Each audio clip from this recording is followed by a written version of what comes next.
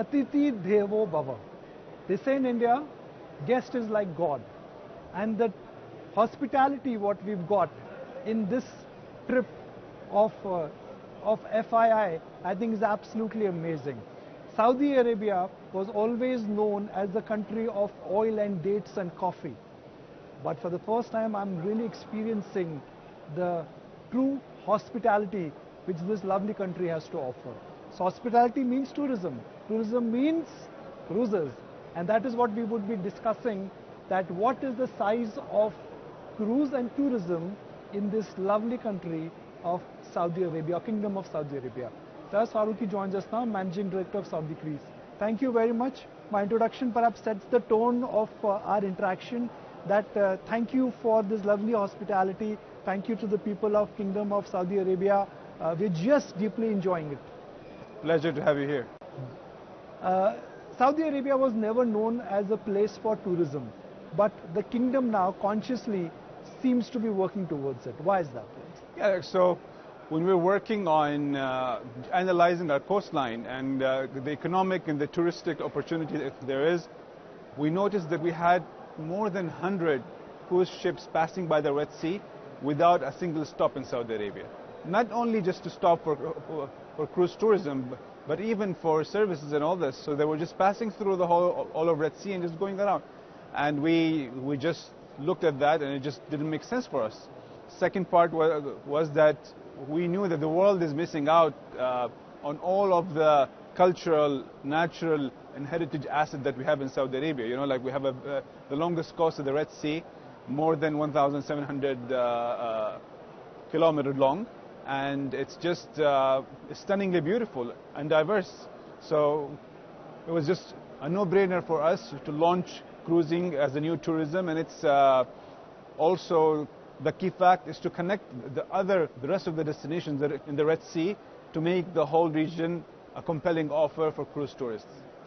Can the Kingdom of Saudi Arabia build the cruise business at what some of the other Asian countries and Mediterranean countries have built up? Do you think the kingdom and your company has such big plans?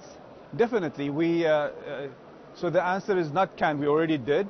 I think now we're reaching to be one of the top 10 cruise destinations in the world by 2035. Okay. And for that we have huge plans. We're building cruise terminals in the Red Sea. We already started in on the Arabian Gulf. So on the Red Sea we have 4 cruise ports that are ready.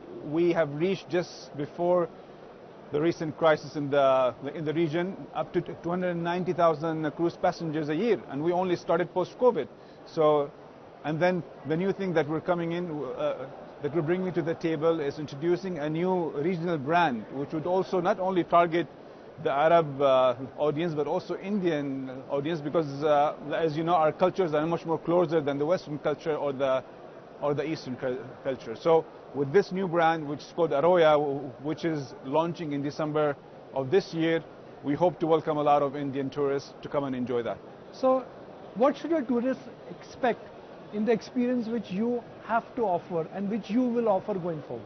So what we're doing is giving a quick and reliable way of introducing cruise passengers to Saudi Arabia. So they can come, try our cruise for 3, 4 or 7 days, and they can go to Jordan, they can go to Egypt, and also go to a private island in Saudi Arabia, and then go to a few other destinations within Saudi Arabia, see the country, and then they can either continue enjoying the rest of the country. We have amazing places like the Red Sea Islands, there is Al Ula, which is one of the UNESCO World Heritage Sites, and then we have Neom. So all these destinations have come online, so they can enjoy an extended vacation after the cruise, or just get that sense of the whole Middle East or the region on the Red Sea and what they like, so they can come back and stay in these countries more.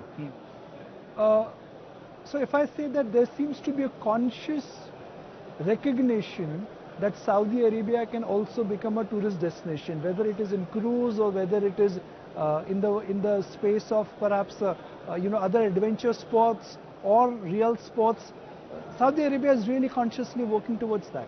Yeah, so it's not, if it will become, I believe we are now on the world, on the global map. We've reached our 2030 goal way in advance. We've reached 100 million tourist visits already. 100 million already, yes, okay. Tourist visits. And this was goal for 2030. We've reached it last year, like the beginning of this year. And then we have our tourism strategy relies heavily on not only the touristic destination, but also on the sports events and the cultural events and the entertainment events we have.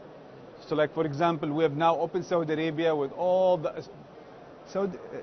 many civilizations have passed through many of our regions. So if you think of Al-Ula, for example, which had the Nabatean civilization, and before that the Dadanite civilization that dates back a few thousand years old, this is just a jewel to be discovered. And this is one out of many, many, many other places that Indian tourists would come and enjoy with a culture that is similar to theirs.